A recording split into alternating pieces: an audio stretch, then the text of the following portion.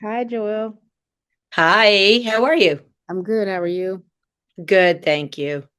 Nice to finally meet you. I know, good to see a face. Yeah.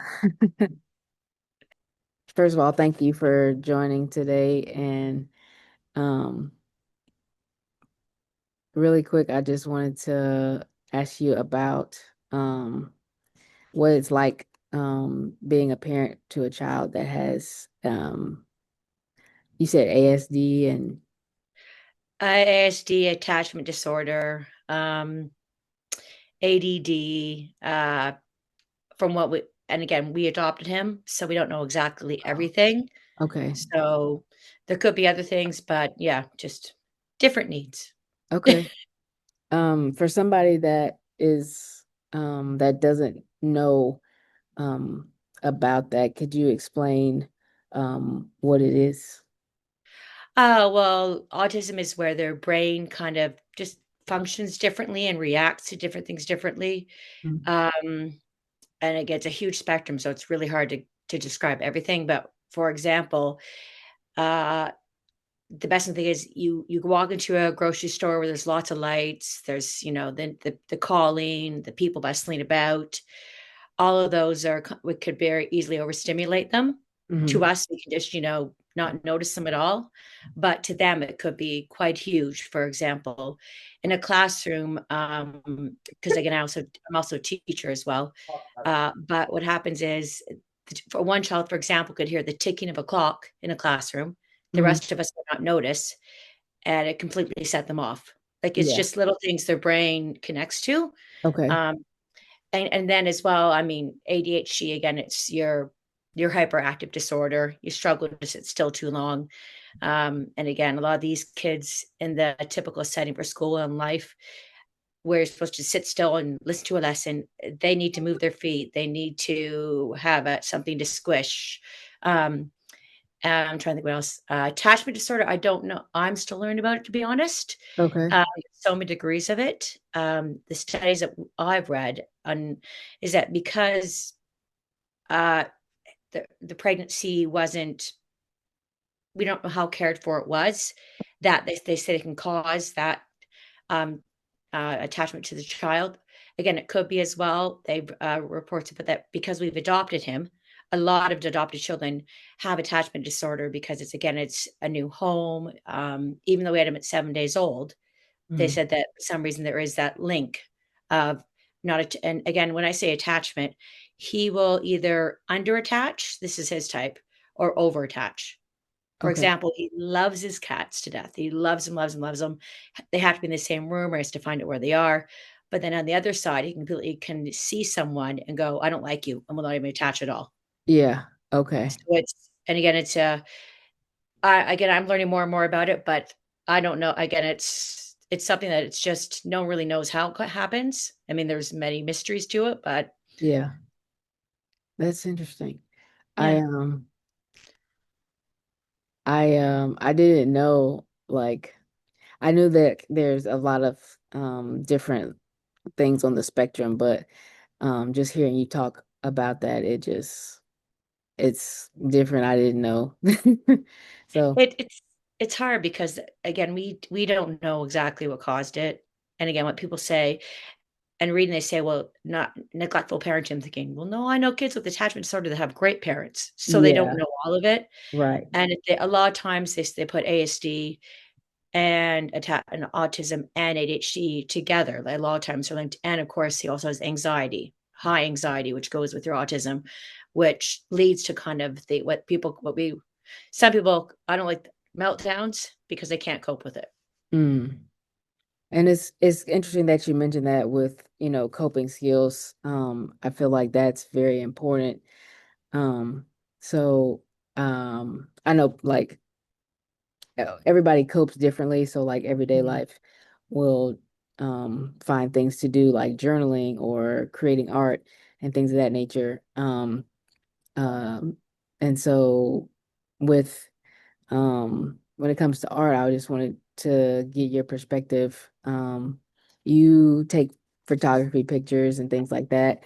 Um, and so Can you just talk about how art has played a role in your life when it comes to, I guess, coping and other things?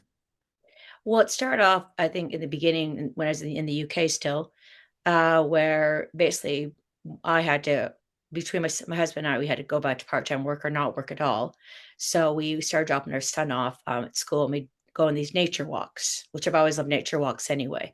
Yeah. I grew up as a camp counselor and loved the forest and Canada, lots of lakes. So then again, as I just started taking pictures, and what started with me is I would look at it and go, "Oh, that reminds me of how I feel right now. The trees standing like this, the leaves falling like this." Like it kind of connected to my emotions. So when I take the pictures, one of my favorites, I call imperfect perfection, Hmm. was a group of trees. It's a park in Cambridge, UK, and like one was standing diagonal, one was kind of falling down, one was standing still, and again it just captured me, and again I just loved it. Just looked so amazing, the composition of it. But what I saw in my mind as I was trying to heal and figure out what to do with my son and understand autism and how we can cope with school, Hmm. and my emotions, I went, well, that's how I feel right now. My tree's lying down, not supported. Like as it kind of the nature kind of connected with me, Yeah. and so that's why I call them emotional landscapes.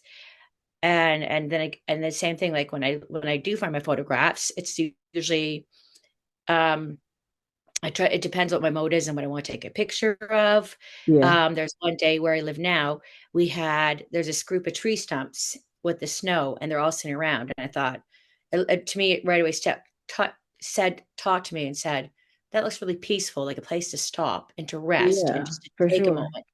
And Yeah. so then, so again, that's the pictures kind of helped me that way. And then, of course, having fun editing and playing with them is always, good. And it didn't, it also helped too. It's funny. My son loves collecting them in his room.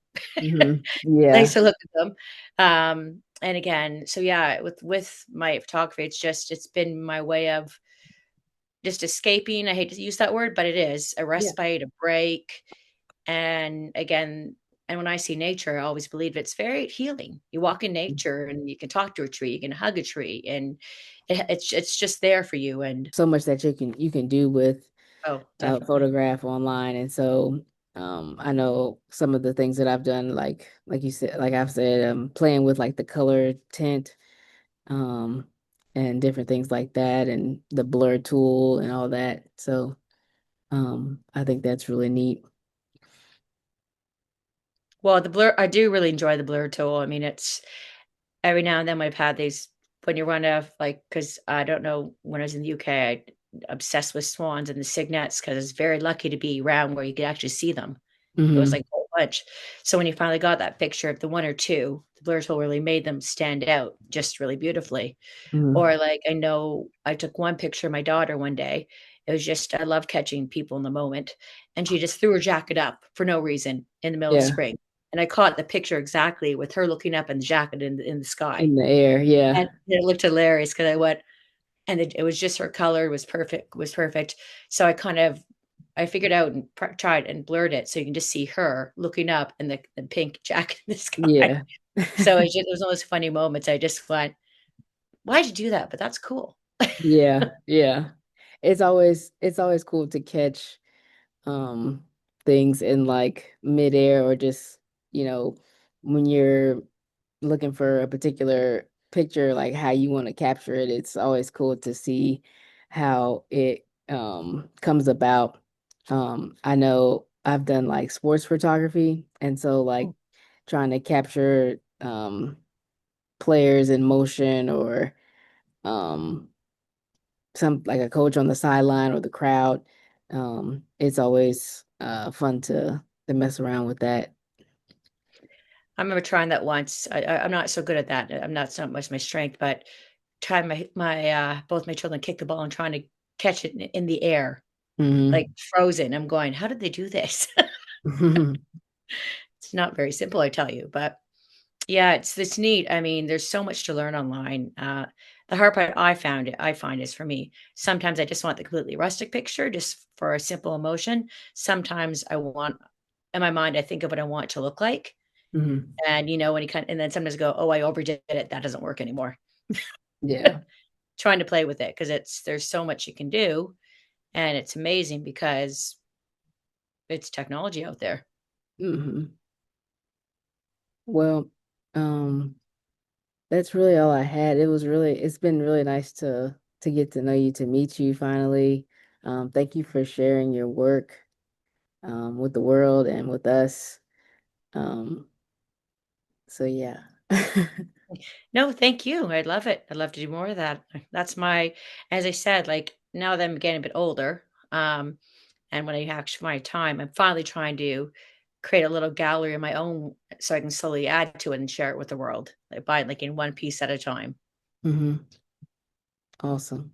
Yeah, it takes time, but and I enjoy it. So it's, keeps me happy. Yeah, awesome. Well, thanks again, Joelle. Thank you. Have a great day. You too. Bye. Bye-bye.